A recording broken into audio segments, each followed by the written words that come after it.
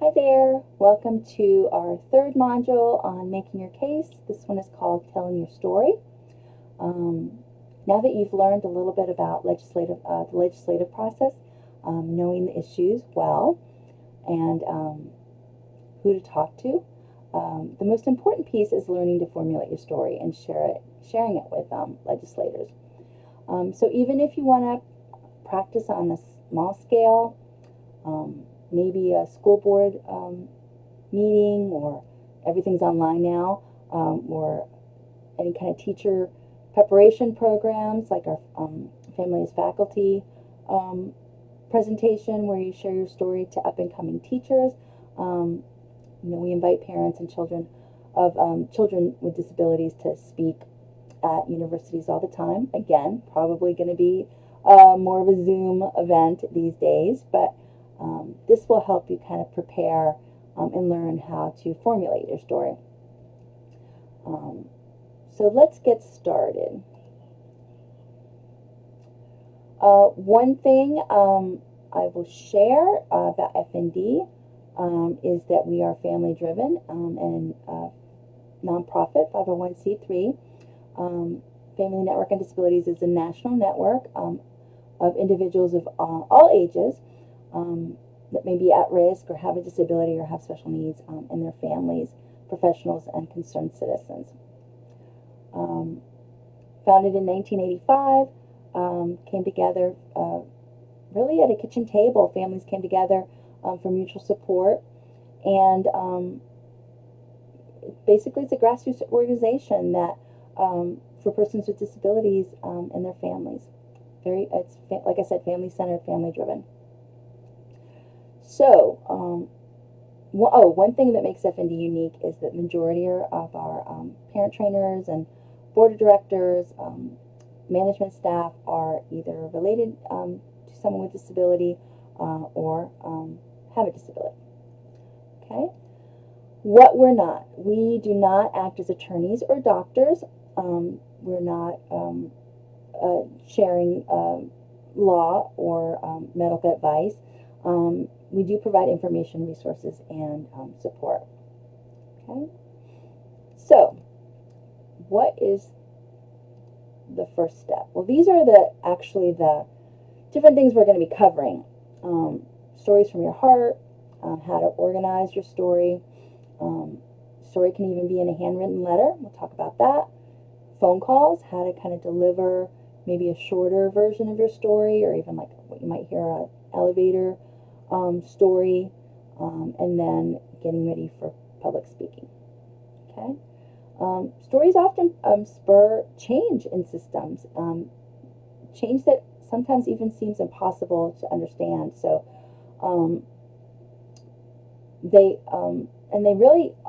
stories can really help clarify disagreements. So let's get started here. Stories from the heart. So you really want to develop your idea of for how you would like to tell your story, and figure out an idea for the story's perspective that you'd like to tell. And if you're not sure, you can do different activities to get those creative juices flowing. You can brainstorm, drawing your ideas, listen or reading different topics as they relate to your child's disability. Scanning, looking at your own family photos can help kind of get those creative juices going.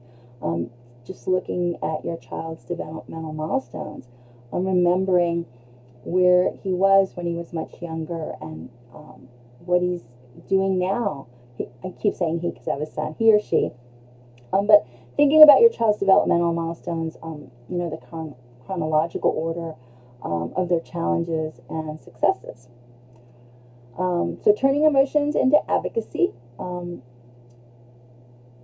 trying to share enough emotion, but not to the point where you've lost control of the story.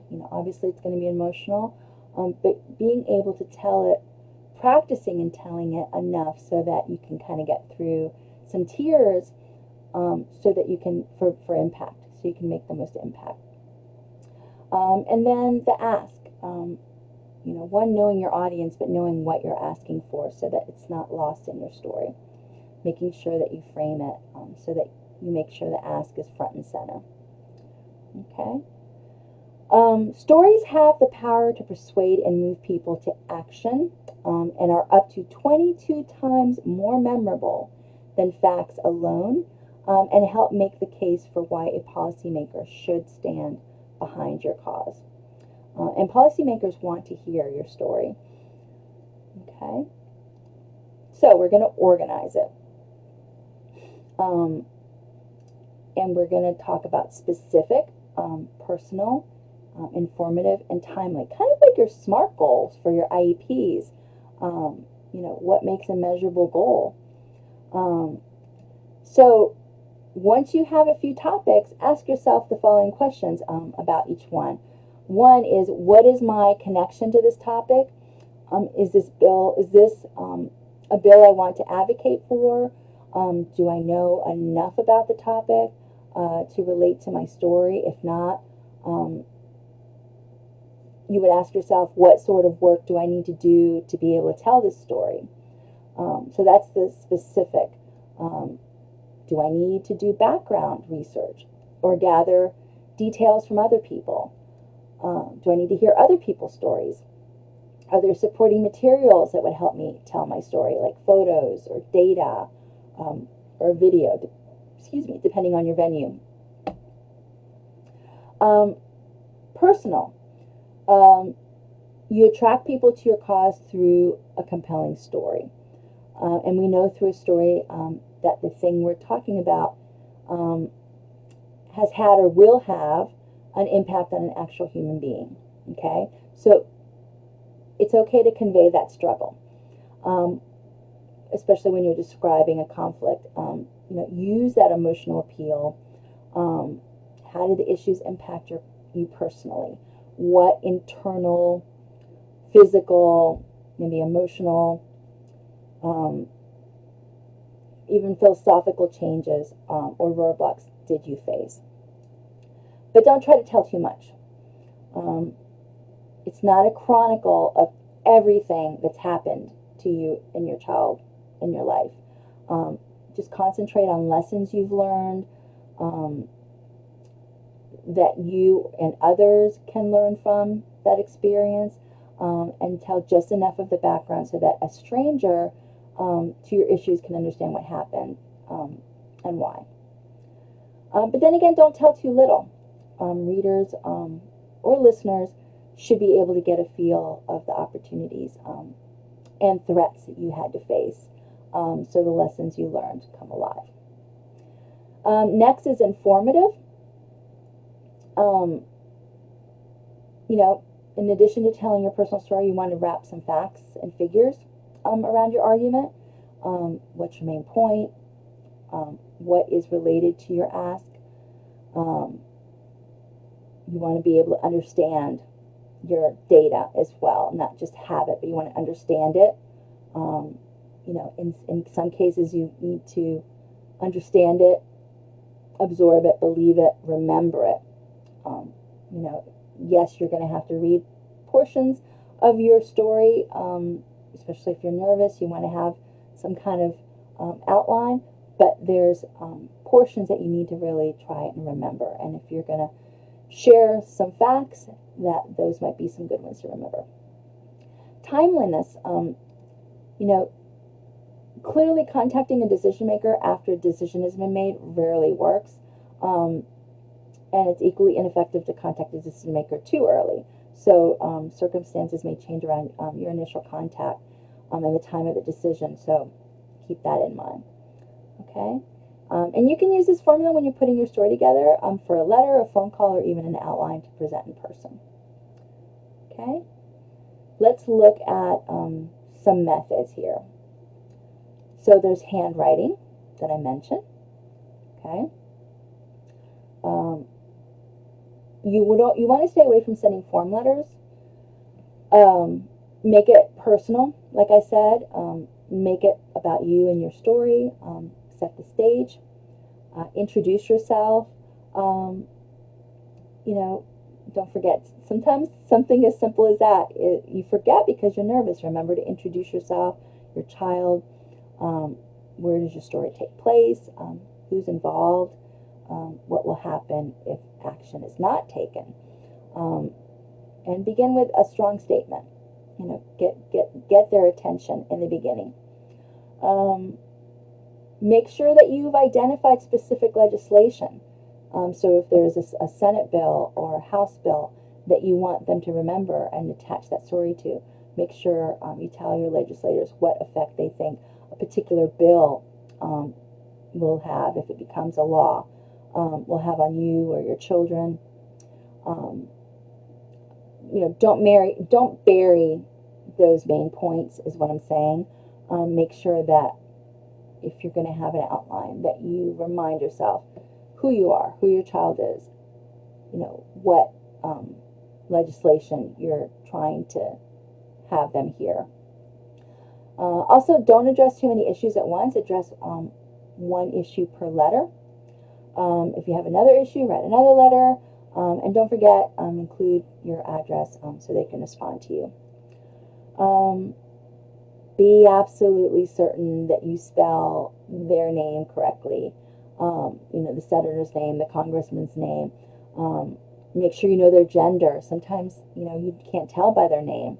So you might say, accidentally write Miss when you should be writing Mr. You know, it sounds obvious, but if you address a legislator by the wrong gender, it's safe to say you've probably lost their attention. Also, write in terms that they understand. Don't try to be too, you know, wordy. You know, avoid acronyms, or if you do put them, make sure that you've defined the acronyms. You know, avoid buzzwords. You know, they're not easily understood by someone unfamiliar with your issue. And we all know what that feels like for IEP meetings, so don't do it in this arena either. And make sure it's a story they can share. A lot of times they may not invite you to come and present in person because it's kind of time sensitive. But if they have a good letter, they will read portions of it. You know, giving them permission to share is a good idea. Something they can use on the floor when talking to the lawmakers. Phone calls. We talked about timing. Know that calls are logged, and I think I talked about a little bit about this in the previous module, that one of your calls actually is worth 10, because so few call. And it's logged. You know, share a few brief points. Have a very tight, short version of your story for phone calls. You know, no more than 5 minutes. And again, don't ignore the assistants because if you cannot get in touch with the person you're hoping to talk to, they can still convey a lot of information back to the senator or congressman. You know, also in a call, try to remember, what do you hope your audience will do or think or feel after hearing what you have to say? You know, would you like people to contact you about your story? Do you want others to share your story in a certain way? Would it, like I said, is it okay if it could be read out? If it's something that they want to quote you on a phone call, is that something that they can quote you on? Okay. Be a storyteller. Have different versions of your story.